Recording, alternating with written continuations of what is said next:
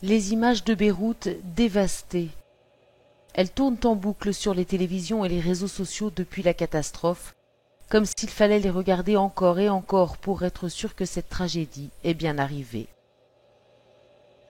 Les autorités libanaises poursuivent leurs investigations pour comprendre ce qui s'est passé. La France a elle aussi ouvert une enquête pour blessures involontaires après qu'au moins 21 de ses ressortissants ont été identifiés parmi les blessés. Un architecte français est décédé dans la catastrophe. Ce drame a fait au moins 135 morts, près de 5000 blessés et des dizaines de disparus. 300 Libanais se retrouvent à la rue, les autres essayent de sauver ce qui leur reste.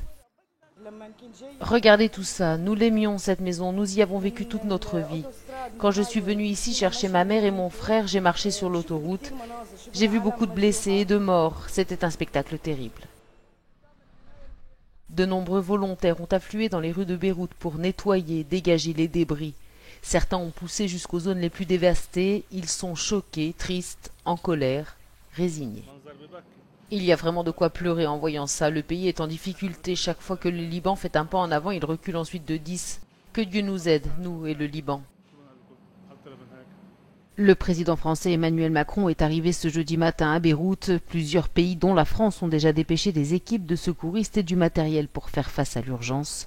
La sécurité alimentaire pourrait être en jeu. Le port est détruit. Il gérait 60% des importations du pays.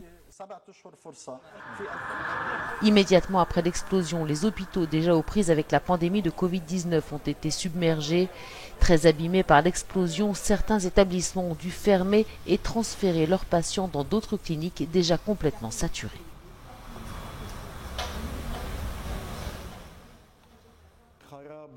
Il y a des dégâts sur les 5 étages. Depuis la nuit dernière, nous évacuons les malades vers un champ un peu plus bas et nous leur prodiguons simplement les soins de première nécessité. 2750 tonnes de nitrate d'ammonium stockées sans mesure de précaution dans le port de Beyrouth seraient à l'origine de la double explosion.